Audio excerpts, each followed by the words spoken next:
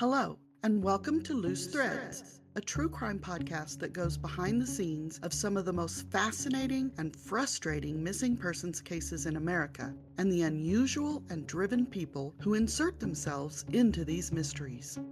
Why do people insert themselves into criminal cases, and what consequences have they and others suffered as a result?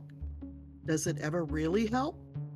As someone who has been there and done that, I may be uniquely qualified to explore these topics.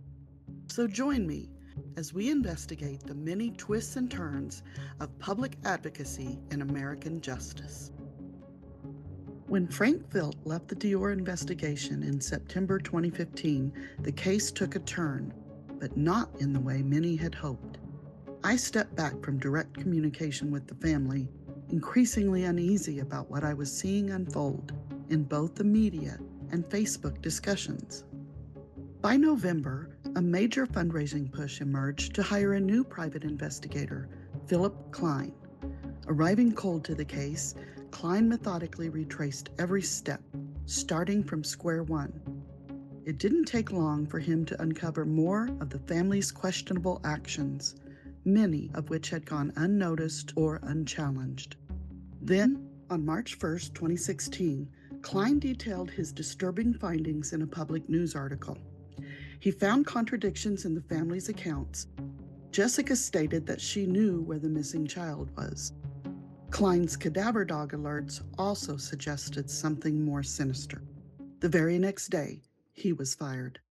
Yet Klein's investigation didn't end there. A distant relative stepped in, rehiring him to continue digging. By July 2016, he had compiled his final report, concluding that there was no evidence of an animal attack or of an abduction, forced or unforced. But there was evidence of a homicide, whether accidental or intentional. This was not the conclusion the family wanted to hear. In response, Vernal Coons filed a defamation lawsuit against Klein, seemingly in an attempt to discredit the findings and shut down further scrutiny. But the move only amplified public interest in the case. The suit was eventually dropped, with Klein citing Sullivan versus New York Times as a key defense, reinforcing that his conclusions were drawn from evidence, not fabrication, and protected as matters of public concern. At this stage in the case, did Klein's findings signal a real breakthrough, or did they push investigators into even more uncertainty? Drop your thoughts in the comments below. We want to hear how you see this unfolding. The deeper we go into this case, the more tangled it becomes.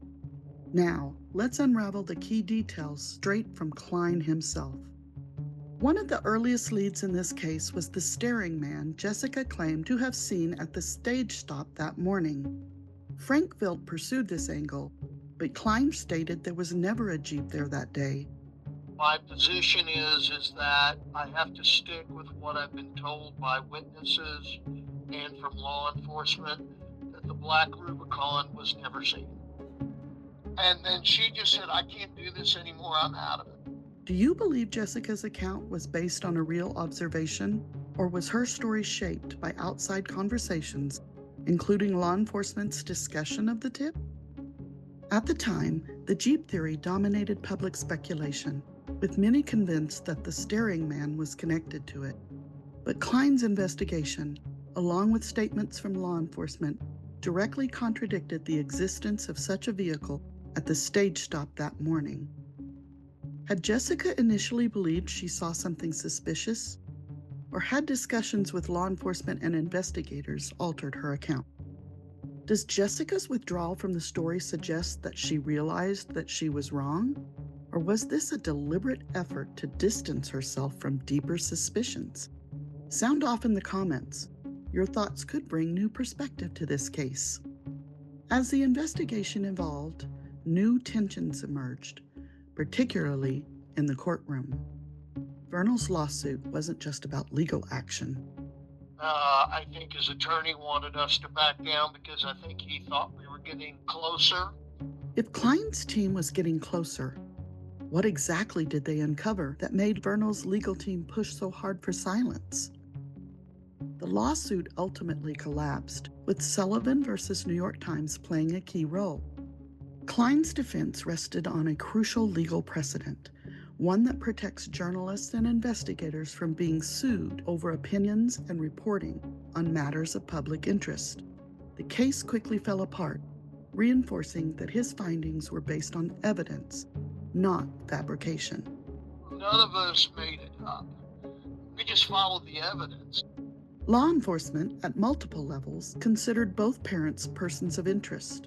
Why would all these people, law enforcement, both federal, state, and local, say not only is he a person of interest, but she's a person of interest? Is this just so outrageous? This wasn't just one agency honing in on the parents. It was multiple at every level of law enforcement. The deeper Klein's team dug, the more their suspicions aligned with investigators who had been following the case from day one.